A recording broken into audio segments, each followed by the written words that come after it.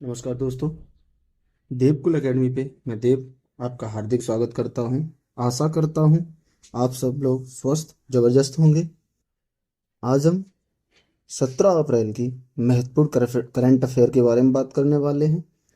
17 अप्रैल से बनने वाले सारे के सारे महत्वपूर्ण क्वेश्चन कवर करेंगे। आपकी फूल पत्ती वाली क्लास का ये रिवीजन है, जिसे डेली सुबह कराया जाता है। ठीक है, आज हम 17 अप्रैल की महत्वपूर्ण करंट अफेयर के बारे में बात करने वाले हैं।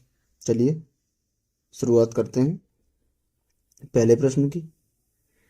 हाल ही में भारत उज्बेकिस्तान के बीच संयुक्त सैन्य अभ्यास डस्टलेक कहाँ शुरू हुआ है? ये हुआ है पुणे। कहाँ शुरू हुआ है? पुणे में। ठीक है, महत्वपूर्ण अभ्यासों की बात करते हैं। काजिंद अभ्यास ये इंडिया और कजाकिस्तान के बीच होता है। खंजर अभ्यास इंडिया और किर्गिस्तान के बीच में। और सिन्वेक्स अभ्यास इंडिया और कंबोडिया के बीच में होता है। इस डस्टलेक अभ्यास में भारत को लीड जाट रेजिमेंट करेगी और इसका उद्देश्य है आतंकवाद को रोकना। ठीक है, डस्टलेक अभ्यास में पूछे कि भारत को लीड कौन करेगा, तो जाट रेजिमेंट लीड करेगी और इसका उद्देश्य है आतंकवाद को रोकना। आगे, इसरो ने पहला स्पेस डॉकिंग मिशन स्पेडेक्स किससे लॉन्च किया? तो ये PSLV C60 से लॉन्च किया था। ठीक है, वहीं आपसे प्रश्न बन सकता है कि पहला कांच का पुल, वॉस्ट्रिंग कांच का पुल का उद्घाटन ये तमिलनाडु में। बॉस्टन कांच के पुल का उद्घाटन कहाँ हुआ है?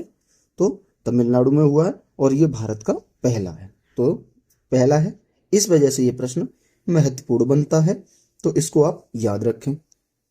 प्रो कबड्डी लीग 2024 का विजेता तो ये हरियाणा हंटर्स ने जीता है। और इसरो ने अपना 100वां मिशन किस रॉकेट से लॉन्च किया? तो GSLV F-15 से लॉन्च किया है। ठीक है, प्रश्न नंबर 2, हाल ही में 52 में मुख्य न्यायाधीश कौन बने?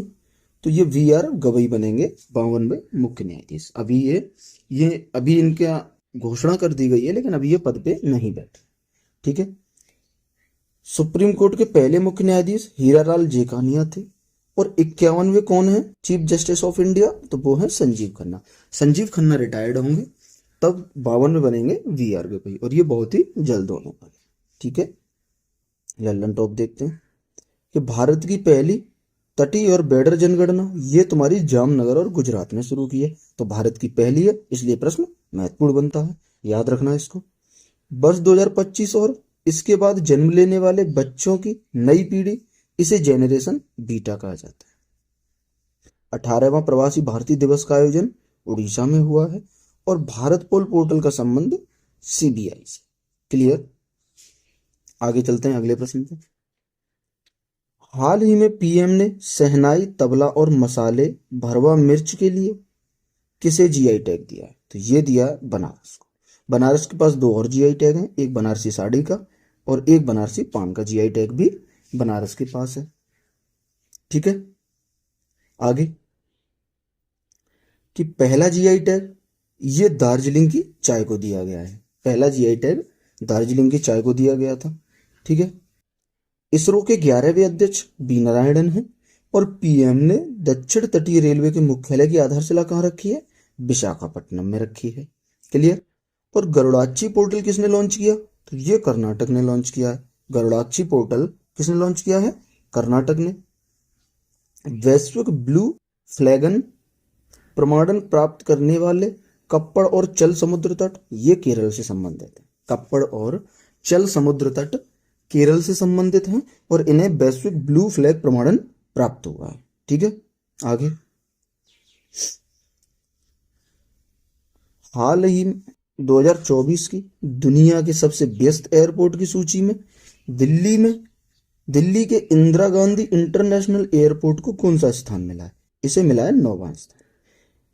अच्छा, प्रथम स्थान पूछे आपसे, तो अटलांटा एयरपोर्ट जो USA का है उसे इसमें प्रथम स्थान मिला है। तो महाराजा अग्रसेन एयरपोर्ट कहाँ है? तो ये हरियाणा के हिसार में है। ये भी आपको याद रखना है, जिसका PM ने अभी उद्घाटन किया है, महाराजा अग्रसेन एयरपोर्ट का। तो ये कहाँ है? हरियाणा, हिसार में। ठीक है, PM ने जेड मोड़ सुरंग का उद्घाटन कहाँ किया है? जम्मू कश्मीर में किया है। और राष्ट्रीय हल्दी बोर्ड का मुख्यालय ये निजामाबाद में। राष्ट्रीय हल्दी बोर्ड का मुख्यालय निजामाबाद में। ये काफी महत्वपूर्ण प्रश्न है, कई बार एग्जामों में पूछा जा चुका है, कई एग्जामों में ये पूछा जा चुका है, तो ये इसलिए महत्वपूर्ण बनता है। भार्गवास्त्र का संबंध, ये स्वार्म ड्रोन विरोधी सिस्टम है। स्वार्म ड्रोन विरोधी सिस्टम का मतलब एक साथ अगर कईयों ड्रोन अटैक कर दें तो उन्हें नस्ते नाबूद करने के लिए ये भार्गवास्त्र बनाया गया। मकर विलक्कू महोत्सव ये केरल में मनाया जाता है। ठीक है, आगे चलते हैं अगले प्रश्न पे। अगला है, हाल ही में IWLF एथलीट आयोग का अध्यक्ष कौन बने? तो ये बनी है मीराबाई चानू और इसके उपाध्यक्ष सतीश कुमार बनाए गए हैं। अच्छा, ओलंपिक में पदक जीतने वाली पहली महिला वो है कर्णम मल्लेश्वरी। ये आपको याद रखना है कि ओलंपिक में पदक जीतने वाली पहली महिला है कर्णम मल्लेश्वरी जी। क्लियर। खो खो विश्व कप विजेता भारत है, मेल और फीमेल दोनों में, यानी मेल और फीमेल दोनों कैटेगरी में खो खो विश्व कप को भारत ने जीता है। वहीं बात करते हैं स्वामित्व योजना का संबंध, तो ये संपत्ति का मालिकाना हक दिलाना, इससे स्वामित्व योजना का संबंध है। यूएसए के 50वें उपराष्ट्रपति हैं आपके जेडी वैंस। याद रखना, राष्ट्रपति कौन है? Donald Trump. और 50वें उपराष्ट्रपति कौन है? तो वो हैं जेडी वैंस। 72 फीट की देश की सबसे ऊंची हनुमान प्रतिमा ये बेंगलुरु में, ये बेंगलुरु में 72 फीट की देश की सबसे ऊंची हनुमान प्रतिमा कहाँ पे? बेंगलुरु में। अगला प्रश्न, हाल ही में सुप्रीम कोर्ट ने बाल तस्करी के मामले में सुनवाई के लिए कितनी समय सीमा तय की है? ये की है आपकी 6 माह। मानव अंग तस्करी, बलात्श्रम और वेश्यावृत्ति कराना अपराध है। अनुच्छेद 23 में ये बात कही गई है कि मानव तस्करी, बलात्श्रम, वेश्यावृत्ति कराना अपराध है। अनुच्छेद 23 में इस बात को बोला गया है। आपको ये बात याद रखनी है और ये महत्वपूर्ण प्रश्न बनता है, तो आप इसे याद रखना। हिंद महासागर रिम एसोसिएशन का महासचिव संजीव रंजन जी को बनाया गया है। पराक्रम दिवस आपका 23 जनवरी को मनाया जाता है। 2025 में फिडे शतरंज विश्व कप का मेजबान भारत है। 2025 में फिडे शतरंज विश्व कप का मेजबान भारत है। और राष्ट्रीय वाणिज्य कृषि अनुसंधान संस्थान ये राजमुंद्री आंध्र प्रदेश में है। पहले जो इसका नाम था वो तंबाकू अनुसंधान संस्थान था। तो आपसे पूछ सकता है कि तंबाकू अनुसंधान संस्थान का नया नाम क्या है? तो राष्ट्रीय वाणिज्य कृषि अनुसंधान संस्थान। या आपसे पूछे कि राष्ट्रीय वाणिज्य कृषि अनुसंधान संस्थान का अन्य नाम क्या है? तो वो है तंबाकू अनुसंधान संस्थान और इसका मुख्यालय कहाँ है? राजमुंद्री आंध्र प्रदेश में। क्लियर। आगे चलते हैं। दक्षिण पूर्व एशिया के सबसे बड़े पायलट प्रशिक्षण संस्थान का उद्घाटन कहाँ हुआ है? ये हुआ है अमरावती। और ये अमरावती आंध्र प्रदेश वाला नहीं, विदर्भ में एक शहर है अमरावती, जो महाराष्ट्र के विदर्भ में है, वो अमरावती है। इसका शुभारंभ देवेंद्र फडणवीस ने किया। भारतीय कैबिनेट के सबसे युवा मंत्री हैं राम मोहन नायडू जी। भारतीय कैबिनेट के सबसे युवा मंत्री कौन है? राम मोहन नायडू जी। क्लियर। 2025 की वास्तविक जीडीपी कितने प्रतिशत रहने का अनुमान है? ये है आपका सेकंड,